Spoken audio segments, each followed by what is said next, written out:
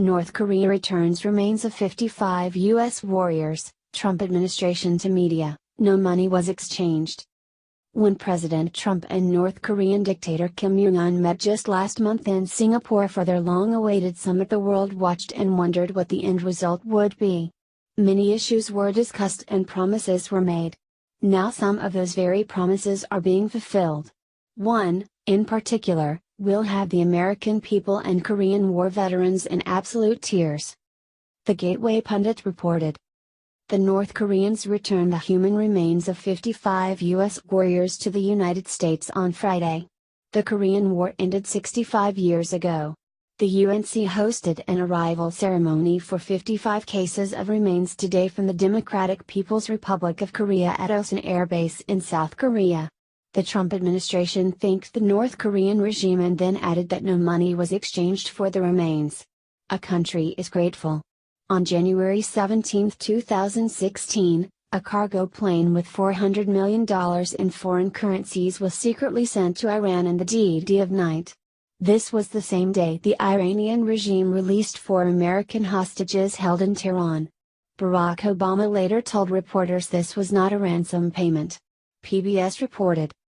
President Donald Trump thanked North Korean leader Kim Jung Un on Friday for fulfilling a promise to return the remains of U.S. soldiers missing from the Korean War, as a U.S. military plane made a rare trip into North Korea to retrieve 55 cases said to contain remains. Close to 7,700 U.S. soldiers remain unaccounted for from the 1,950-53 Korean War, and about 5,300 of those were lost in North Korea. North Korea's move signals a positive step in Trump's diplomacy with Pyongyang, and may restart efforts to send U.S. teams into the country to search for additional war dead. Defense Secretary Jim Mattis cautioned that the transfer of remains is separate from what has so far been troubled efforts to negotiate the complete denuclearization of North Korea.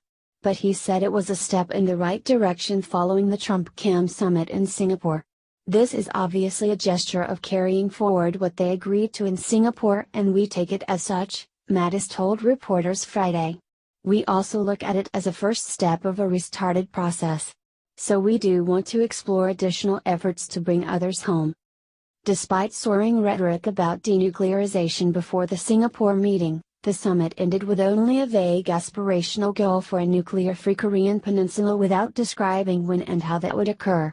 Subsequent talks between U.S. Secretary of State Mike Pompeo and senior North Korean officials got off to a rocky start earlier this month, with the North accusing the Americans of making unilateral and gangster-like demands on denuclearization.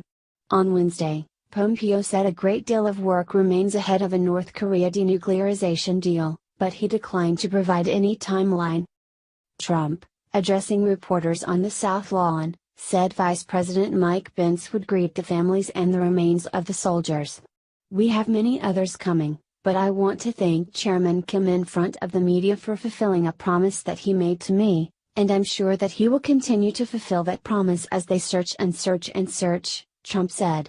These incredible American heroes will soon lay at rest on sacred American soil, he added.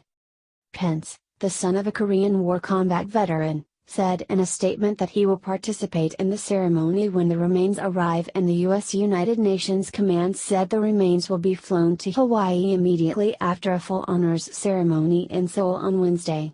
It is deeply humbling to be part of this historic moment, Pence said. We will never forget the sacrifices these brave service members and their families made for our nation and our freedoms. Early Friday morning in Korea, a U.S. Air Force C-17 transport plane made a rare trip into North Korea to retrieve 55 cases of what are believed to be remains from the Korean War. The aircraft then flew from Wonsan to Osan Air Base in Pyeongtaek, near the South Korean capital of Seoul. At the air base, U.S. servicemen and a military honor guard lined up on the tarmac to receive the remains, which were carried in boxes covered in blue UN flags. Officials in North Korea had no comment on the handover, which came on the 65th anniversary of the end of the Korean War. Once the cases arrive in Hawaii, a series of forensic examinations will be done to determine if the remains are human and if the DD were American or Allied troops killed in the conflict. Mattis underscored that looming question, saying we don't know who's in those boxes. But he said the gesture is important for families of the fallen, which could include any of the allies that also fought in the war. We have families that when they got the telegram, have never had closure, Mattis said. They've never gone out and had the body returned.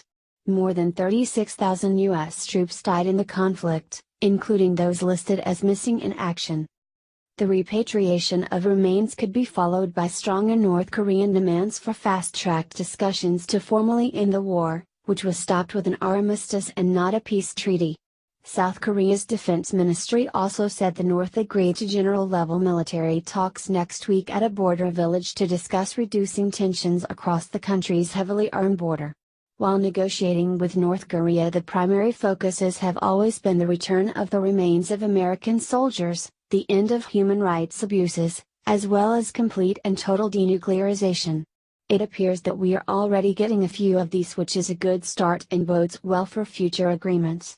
However, there is still a long way to go before North Korea is able to get into the good graces of the United States as well as the international community. If they are to truly repair their standing, they will have to do a lot more and